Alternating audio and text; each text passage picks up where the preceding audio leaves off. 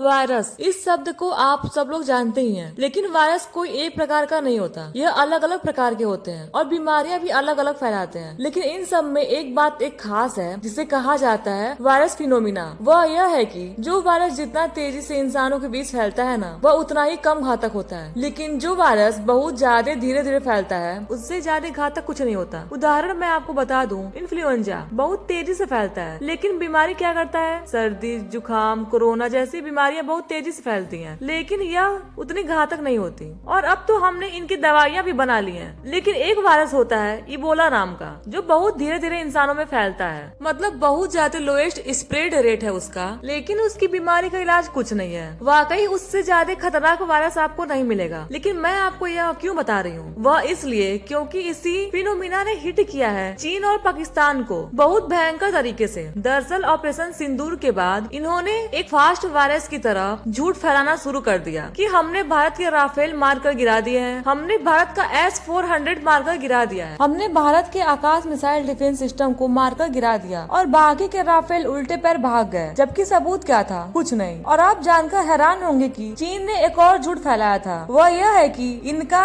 J-30C नाम का एक लड़ाकू विमान है जिसे चीन राफेल किलर कहता है, यानी कि राफेल को किल करने वाला लड़ाकू विमान। और चीन ने वो बनाया कैसे है? सुखोई 30 लड़ाकू विमान जो रूस का है उसकी टेक्नोलॉजी को लिया और अमेरिका का जो F-16 है उसकी टेक्नोलॉजी को लिया। दोनों को मिलाकर बनाया गया J-30C, यानी कि F-16 और सुखोई 30 की कॉपी है J-30C। चीन ने यह कहा कि ऑपरेशन सिंदूर में पाकिस्तान का इसका इस्तेमाल किया है और इसने छक्के छुड़ाकर रख दिया भारतीय राफेल के। जबकि असलियत यह है कि पाकिस्तान ने इसे उड़ाया भी नहीं पूरे ऑपरेशन सिंदूर के दौरान, क्योंकि उसे डर था कि उसकी क्वालिटी इतनी घटिया है कि भारतीय डिफेंस सिस्टम इसे धरती में घुसा देंगे। खैर, पाकिस्तान और चीन ने मिलकर इस प्रोपेगेंडा को फैलाने का काम किया है। ये शुरू में काम भी किया जैसे वायरस काम करता है, और ये वायरस की तरह तेजी से फैला भी और काम भी किया। आप जानकर हैरान होंगे कि इंडोनेशिया ने इस प्रोपेगेंडा पर भरोसा करके भारत के 42 राफेल खरीदने वाले थे, लेकिन उसे कैंसिल करके J-10C का ऑर्डर दे दिया। वही बांग्लादेश में तो अलग ही खेल था। वह तो चीनी हथियार से इतना इम्प्रेस थे कि उन्हें समझ नहीं आ रहा था कि वो कौन सा हथियार खरीदे, J-17 खरीदे